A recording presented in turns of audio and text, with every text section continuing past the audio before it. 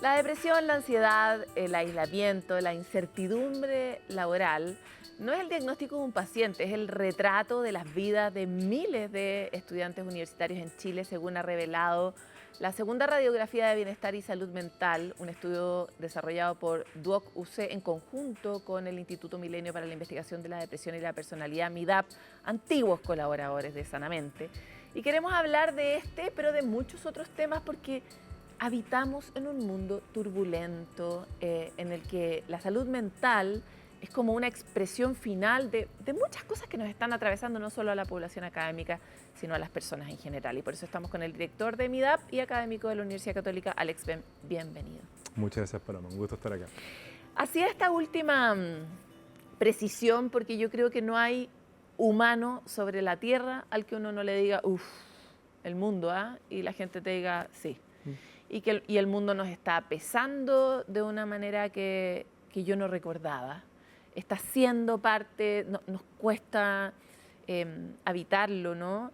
Y me parece importante decirlo porque ya estamos un poco en ese colchón, lo compartimos. Pero además, tú acabas de ir al Vaticano como experto a una reunión que tú mejor que nadie la puedes explicar, pero que justamente pone al centro del Vaticano, en este caso, una conversación así importante. Y eso es porque algo cambió, ¿o no? Bueno, son súper importantes los puntos que tú haces, porque de partida ya es muy interesante cuando uno va a investigar salud mental en contextos que no son, por ejemplo, contextos clínicos.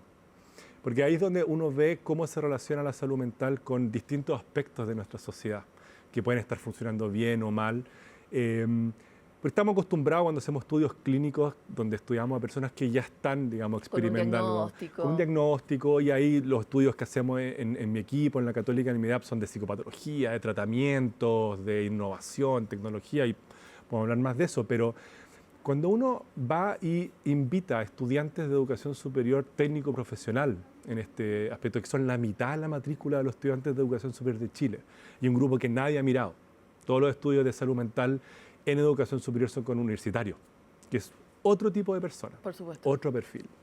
Y uno va y uno se da cuenta de algo que sabemos conceptualmente, que es que la salud mental se mueve por determinantes sociales, principalmente. O sea, la salud mental es una expresión de miles de interacciones entre distintos aspectos individuales, societales, inmediatos, distales, que producen como resultado que las personas a veces experimentan baja en el bienestar o incluso enfermedades mentales. Pero si pensamos que la salud mental se explica por modelos biomédicos, o sea, aspectos internos, vulnerabilidades individuales, genéticos, por ejemplo, realmente no tenemos ninguna, pero Paloma, ninguna posibilidad de enfrentar el desafío global de salud mental. Y ayudar a mover la aguja. Lo que acabas de decir en todo caso es muy interesante porque como el mundo de la psicología, del bienestar, era un mundo que estaba en aguas, ¿no? En zonas imprecisas, en general,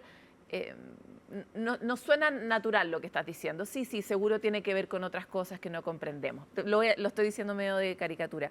Pero hoy la ciencia también nos ha demostrado que no solo en el ámbito de la salud mental y el bienestar, sino de la salud física, los factores del entorno están siendo críticos y determinantes en el destino de enfermedades tan relevantes como las enfermedades degenerativas o de cuestiones mucho más corrientes y a las que estamos más acostumbrados, como no sé, la diabetes.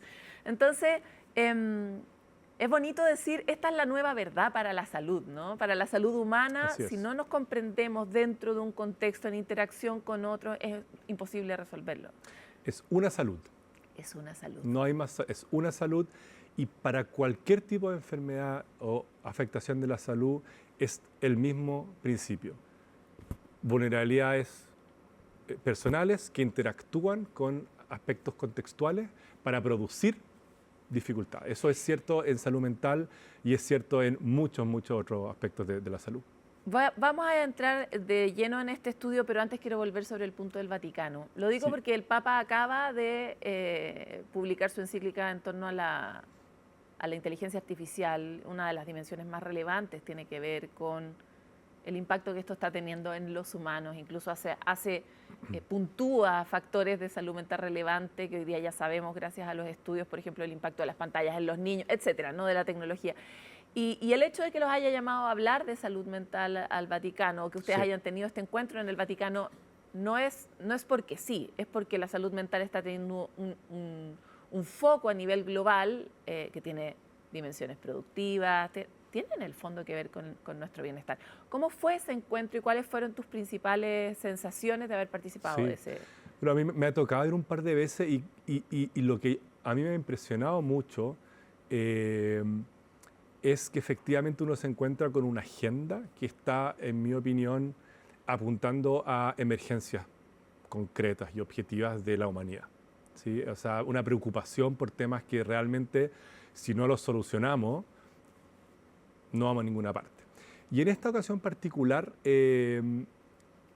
lo que se hizo es que había una reunión de ministros de educación en Barcelona y de la Organización de Estados Iberoamericanos, la OEI. Y lo que hicieron en el Vaticano es los pusieron a todos en un avión y los volaron a la Santa Sede, y todo el mundo siempre quiere ir a la Santa Sede, así que ellos también usan un poco esa incidencia, ese atractivo y la capacidad de juntar personas y de incidir.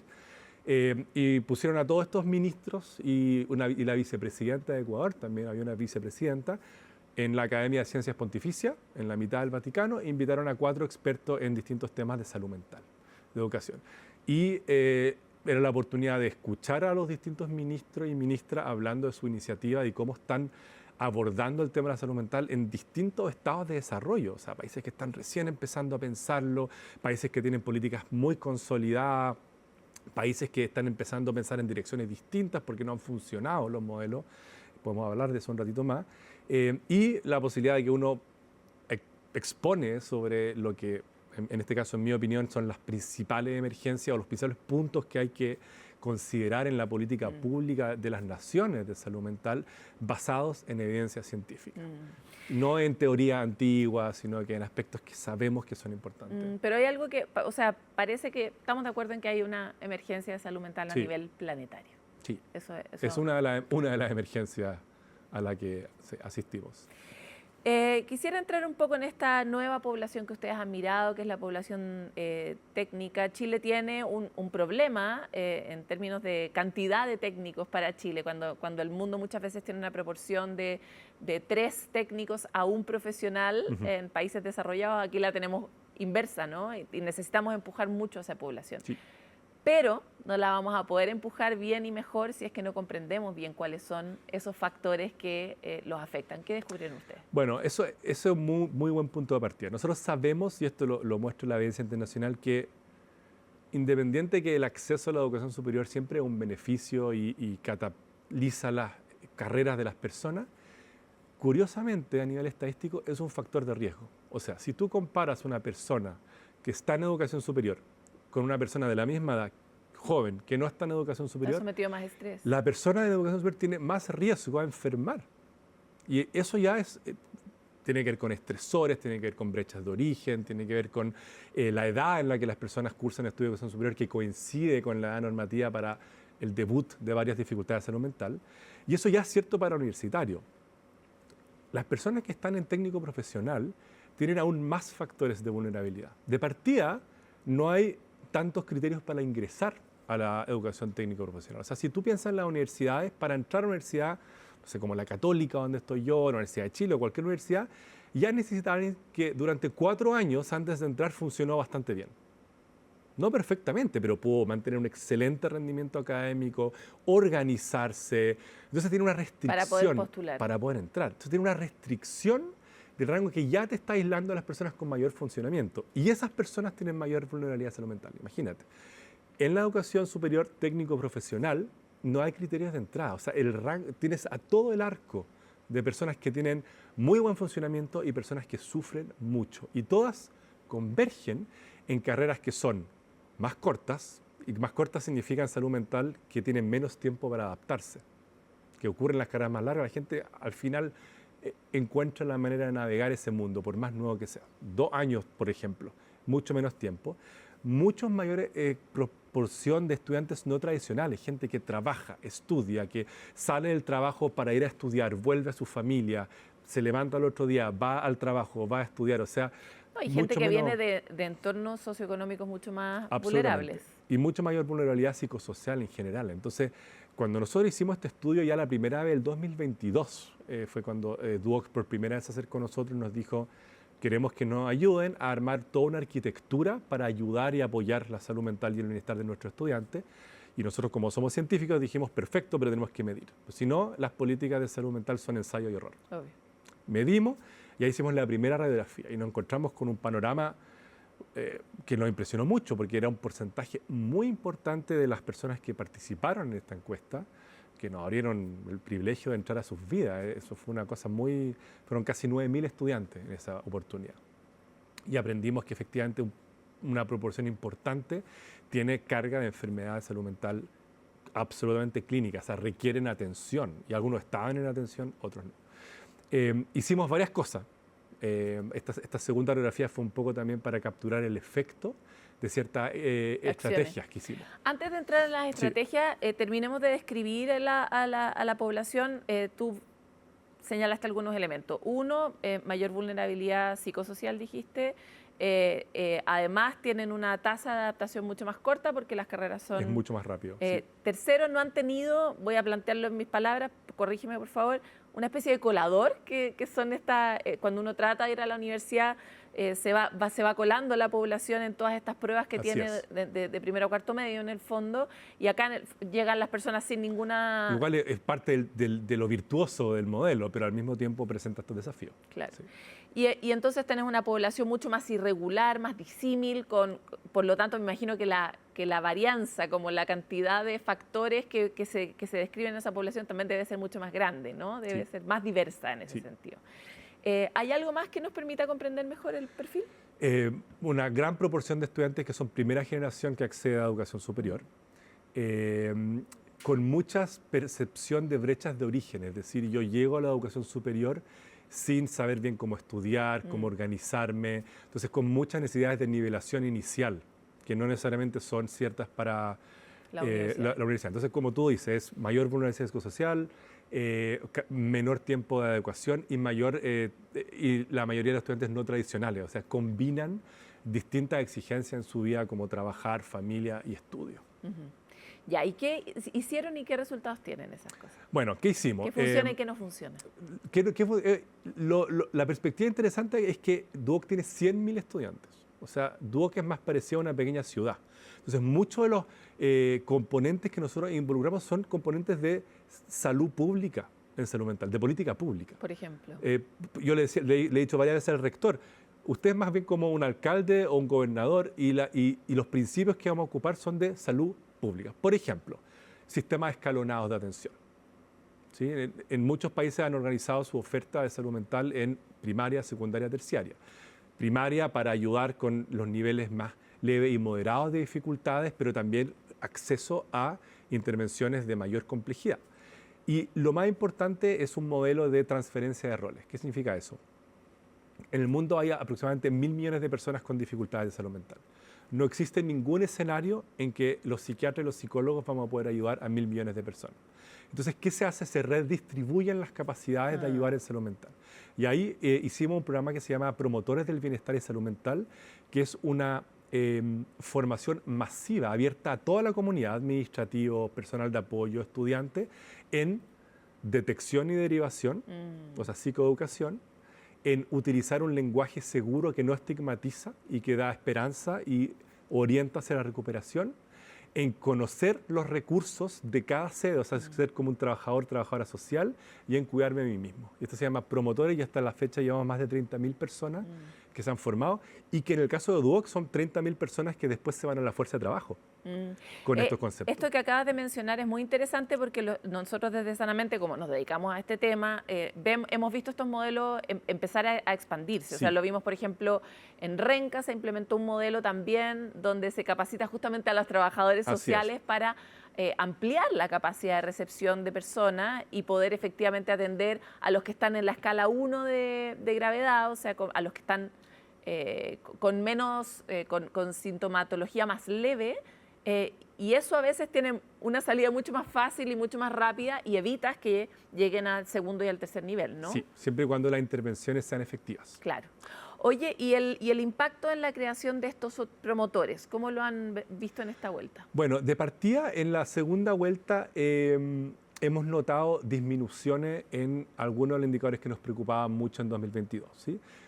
Disminuciones que es difícil hacer inferencia causal cuando uno hace este tipo de estudios. Gracias a esto funcionó esto, ya, pero cuéntanos. Pero, por ejemplo, un aspecto que fue muy importante es que el 2022, cuando se le preguntaba a los estudiantes en qué medida ellos sentían que Duoc se preocupaba por su salud mental y su bienestar, era como un 30% y subía más de un 50%. Claro, o sea, se nota que hay alguien que está interesado. Exactamente. Y el otro indicador indirecto es que si en 2022 participaron 9.000 estudiantes en la encuesta, este año, el año pasado, el 2025, participaron 18.000. Entonces también nosotros interpretamos ese aumento, como traccionó el estudio, en que hay una cierta percepción de que esto es una institución que se toma la salud mental en serio. ¿Hay alguna intervención, tal vez sencilla, que haya generado resultados concretos que uno pueda decir esto puede ser un factor protector para la población? O sea, definitivamente hay distintos vectores que utiliza Duoc para apuntalar la salud mental, desde centros de acondicionamiento físico para fomentar el deporte y la vida que algo sana. Está muy probado por evidencia científica. Absolutamente. Muchos programas para el sueño, mindfulness, organización, el programa de promotores de bienestar y salud mental, que cada promotor tiene una identificación. O sea, tú entras a un campus y tú identificas a personas que te pueden ayudar con una crisis de salud mental o orientarte. Son visibles. Cada uno recibe un kit con distintas cosas para que sean... ¿Y esos promotores te reportan que la gente les pide ayuda? Tenemos más o menos indicadores de cuántas personas en promedio ayuda cada promotor para tener como un índice de capilarización. Y en general todos ayudan entre 2 y por lo menos más de 2, algunos incluso hasta 10 personas. Entonces, por cada promotor de 30.000 sabemos a cuántas personas. Entonces, así funcionan estas redistribuciones de roles de cuidado que son esenciales en nuestra sociedad. Te hacía esa pregunta porque es más fácil ofrecer ayuda que pedirla. Sí. Entonces, ¿esta gente te cuenta que les piden ayuda? No tengo exactamente como ese nivel como de granularidad como de las interacciones, pero un punto que tú planteas muy importante, sobre todo en educación superior, porque sabemos que, como te mencionaba recién, es un grupo de personas que necesitan mucha ayuda y no utilizan ayuda. O sea, los planteles universitarios, Duoc tiene atención psicológica gratuita, montones de talleres, ayuda, y existen muchas barreras de acceso. Claro, que son a veces actitudinales. Por ejemplo, la típica que se encuentra en todos los estudios de salud mental en educación superior: pensé que era mejor afrontarlo por mí mismo. O pensé que era normal, es parte de la universidad no dormir, estar estresado crónicamente. Es normal sufrir, claro. Cual... ¿Qué otro tipo de intervenciones han hecho que han visto que ha cambiado el escenario? Hemos innovado mucho también en lo que tiene que ver con la provisión de servicios de salud mental. ¿Cómo funciona esto? Muchas universidades, y Duoc en este caso, ya sea licitan o contratan servicios clínicos, 10 sesiones de atención psicológica para cualquier estudiante, o tienen personas contratadas adentro de la universidad, ¿ya? Y eso es interesante, que las universidades en muchos países se están convirtiendo en cierto punto en clínicas psicológicas. ¿Por qué pasa eso? Son deficiencias de la red también, no solamente un tema de la salud. Claro, no da abasto la red pública. Pero en todos los contextos casi de salud mental, la salud mental es una especie de caja negra. Sí, no se sabe si funciona o no, como que salud mental todavía no ha transicionado hacia tener indicadores de accountability. Funciona, para cuántas personas funciona, en cuántas sesiones, qué intervenciones se hacen. Es una caja negra. A nivel de país también es una caja negra. Hoy día cada vez más hay nuevas terapias que sí están preocupadas de los hay muchas terapias, pero esas terapias muchas con veces... indicadores, digo. Con indicadores. Y lo que hicimos nosotros en este caso fue, Duoc licitó servicios de atención de salud mental a la H en este caso.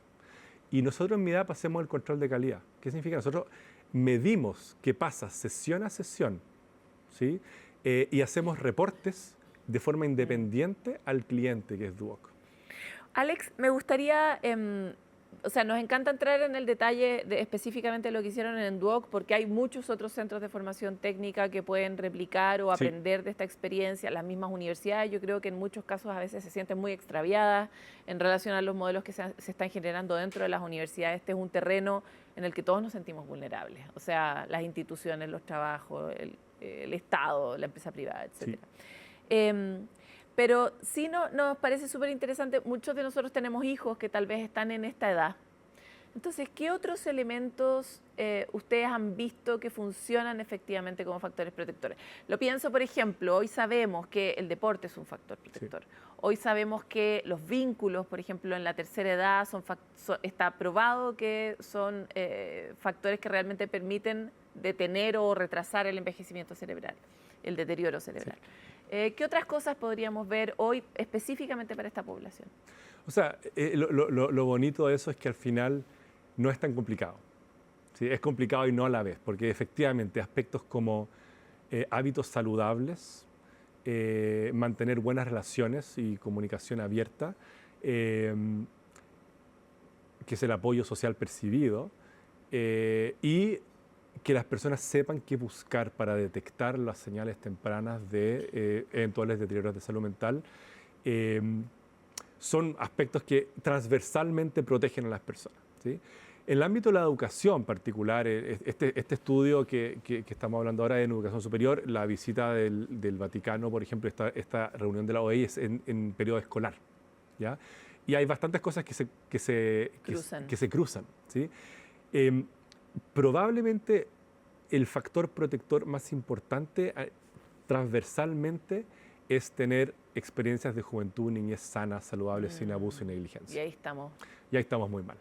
¿Sí? El centro, digamos, cuida y varias iniciativas han demostrado que, por ejemplo, en Chile, la incidencia de vulneración, de negligencia, de abuso emocional, abuso físico es alta, y eso no existe un predictor más robusto de deterioro en la salud mental que ese, de todos los que conocemos. Ahora, me imagino, o sea, considerando que el escenario de Chile es súper malo, probablemente la prevalencia dentro de la población de jóvenes es muy alta porque cuidamos muy poco a la niñez. Tenemos muy pocas posibilidades también de proteger la niñez a través de la protección de la familia o de sus dinámicas, etcétera, ¿no? Los cuidados en general, ¿no? Sí. Están en total crisis. También existe esta luz de esperanza, que es que nuestro cerebro y nuestra biología igual está hecha para recablearse infinitamente hasta la muerte, con más talento cuando uno es más joven, con menos tal vez cuando uno es más viejo, pero siempre hay esperanza para transformar la vida. Sí. ¿Cómo hacer entrar esa idea dentro de la población universitaria que puede creer que está todo bastante perdido? Es una etapa de la vida muy difícil para creer en la esperanza. Y entonces, ¿cómo se hackea eso y qué resultados tiene ese hackeo en la mejora de las personas? Eso ha cambiado. Efectivamente, una de las cosas que vimos en el estudio es la interacción de dos cosas que son muy perniciosas, que es baja autoestima e incertidumbre en el futuro. Imagínate ese escenario, o sea, y soledad. Imagínate a alguien que se siente solo, que no confía en él o ella y que tiene incertidumbre respecto al futuro. O sea, es exactamente lo que tú dices, cómo ayudar a esa persona a creer. Y ahí tiene que ver con que los sistemas educacionales tienen que preocuparse de producir experiencias de éxito en las personas. ¿Te acuerdas que la educación superior es como casi ir a fracasar, y en la medida que yo fracaso, me empieza a ir bien y como que salgo de la vida universitaria curtido para la vida? Pero efectivamente lo que nosotros observamos es que cada docente, en la escuela también, esto parte antes, en la educación superior tiene que pensar cómo hago para que mis estudiantes tengan experiencias de éxito y de maestría, de forma tal que puedan empezar a creer en ellos y ellas, y de esa manera, porque es difícil creer en cualquier cosa, se habla de la generación de cristal, que son tonteras, no hay ningún estudio serio que hable de patrones generacionales estables, hay mucha heterogeneidad, pero uno debería pensar que lo que sí ha cambiado es que las formas de sentido, en qué creo, con qué me conecto, es mucho más difícil hoy en día. ¿Sí? Que encontrar sentido, eso es uno de los temas centrales del interés de la Iglesia en esto, del Vaticano, es forma de encontrar sentido, porque si yo no encuentro sentido, si yo no confío en mí mismo, Si yo no tengo esperanza en el futuro, no hay ninguna psicoterapia que funcione, ni medicamentos que funcionen. No Oye, hay... hablemos un poco de la tecnología, porque Sí. lo que tú acabas de describir dentro de la universidad como algo deseable es que las universidades produzcan experiencias de éxito. Eso a una escala grande es lo que nos entrega de alguna forma los circuitos de dopamina, ¿no? Que es como la sensación de que me esfuerzo en algo, logro algo, es una cosa para la que nosotros estamos biológicamente cableados. Y es justamente ese circuito el que ha sido gravemente hackeado por la tecnología. Es lindo pensar que la universidad sea un circuito sano de dopamina versus el circuito tóxico de dopamina que es, por ejemplo, TikTok, ¿no? Pero ¿es una batalla posible? Porque con esta tasa de enfermedad que está produciendo la tecnología, ¿es posible creer que la universidad puede proveer de esa satisfacción y ese bienestar? Efectivamente, tenemos suficiente evidencia para pensar que los sistemas de recompensa tienen mucho que ver con las experiencias de gratificación, incluidas aquellas que obtengo yo al sentir que logré algo, que no simplemente tener más puntaje en algún tipo de aplicación. Lo que nosotros hemos estudiado cuando estudiamos en el MIDAP el uso descontrolado de tecnologías digitales, es que tiene que ver con para qué la estoy ocupando. Entonces, si se conjuga lo siguiente, una persona con malestar significativo, con depresión, con ansiedad, que empieza a usar este tipo de tecnologías para distraerse de eso, como para ponerlas bajo la alfombra, eso conlleva a efectivamente una cooptación de los sistemas de recompensa, donde ya la única manera de que yo, por lo que se llama en psicología el refuerzo negativo, básicamente esto a mí, este uso, me sustituye conectarme con angustia, incertidumbre, soledad, falta de confianza en mí mismo y eso hace que se perpetúe su uso y eso desemboca en un uso problemático de tecnología. Pero hay muchas personas... Y empeora mi situación. Y empeora mi situación porque no estoy teniendo ningún tipo de afrontamiento activo. No estoy solucionando. En el estudio nos dimos cuenta que uno de los principales predictores de salud mental adversa es afrontamiento evitativo. Pero si yo no confío en mí mismo, lo único que voy a hacer es evitar las cosas. Para poder tener afrontamientos activos basados en la solución de los problemas, necesito confiar en mí. Y si no confío en mí, voy a ser evitativo. Y ser evitativo se relaciona con este tipo de usos problemáticos de tecnología y con mayor incidencia de dificultades de salud mental. Entonces, pero hay personas que utilizan tecnologías, mucho incluso, que no enferman, porque no están ocupando, la están usando para conectarse con grupos de interés, para distraerse sanamente. El problema es cuando las usamos para distraernos, para salirnos de nosotros mismos. Y caemos en este afrontamiento evitativo y en este uso problemático. Lo planteo porque de la misma manera en que hoy sabemos que no deberíamos darle un celular con un sistema de scroll a un niño de 2 años, ¿existe hoy alguna recomendación que uno pueda darle a jóvenes ya adultos de 18, la edad en la que se estudia, digamos, de 18 a 20 y tantos años o a 30 años, para también tener una manera de protegernos de eso? Porque ¿cómo sé yo si voy a ser el que va a tener el uso problemático o no? ¿Estoy haciendo esto para evitarme o estoy haciendo...? No es algo que uno piense cuando toma el celular. Entonces, no, ¿hay alguna línea general que uno pueda decir, mira, sabéis que si usas más de tanto, usas menos de tanto, cuando te des cuenta que no estás, no sé, viendo personas y solo ves pantalla, en fin, ¿tienen alguna alarma? O sea, todas esas pueden ser formas de poder detectar cuando estoy utilizando tanto, pero en general en salud mental los criterios han sido siempre los mismos. Es cuando empiezo a perder contacto social, empiezo a tener demasiada intensidad, frecuencia y duración de dificultades del sueño, bajas del ánimo, empiezo a desconectarme de las personas, cosas que antes hacía y que me daban recompensa, las he dejado de hacer. O sea, si de repente me doy cuenta que estoy utilizando más tiempo TikTok y menos tiempo con mi familia o saliendo con mi amigo, o que prefiero quedarme en casa, en cama, acostado, así como pasivamente viendo reels a salir, yo creo que son momentos en los que uno tiene que preguntarse qué tipo de vida quiero, digamos. Porque se puede modificar y no es que sean tecnologías intrínsecamente negativas, aunque uno tiene la duda a esta altura, ¿no es cierto? O sea, hasta el Papa dice que son negativas. Pero el Papa se refería más que no se refería tanto a redes sociales como a la inteligencia artificial, digamos. Claro, pero tú tienes los juicios de Pero Meta, obviamente, de sí. YouTube, y ya está súper comprobado que no son inocuas las tecnologías. No son inocuas, lo sabemos, pero también al mismo tiempo están aparejadas con infinitas posibilidades, digamos. Ahora, si tú me preguntas sobre el aporte que tiene la sociedad, redes sociales, digamos, tengo mis dudas. Pero sí están calibradas y están diseñadas con la mejor evidencia científica de la psicología para ser absolutamente adictiva. Total. Y para cooptar el interés de las personas y en el tiempo empobrecer las vidas de las personas. Alex, una última recomendación general. Hay muchos padres, sobre todo Sanamente es un programa más para padres que para los hijos, pero si los hijos lo están escuchando, ¿cuál sería una recomendación para estar atentos a esta población? O sea, yo creo que lo principal es impartir la urgencia y la gravedad del asunto. Yo creo que la mejor manera para papás, digamos, es pensar, si yo estoy bastante seguro que no quiero que mi hijo fume o tome alcohol durante su infancia hasta que tenga 18 años, ojalá que nunca, fumar sobre todo, ¿por qué lo dejo usar el celular y redes sociales? ¿Sí? No hay diferencia.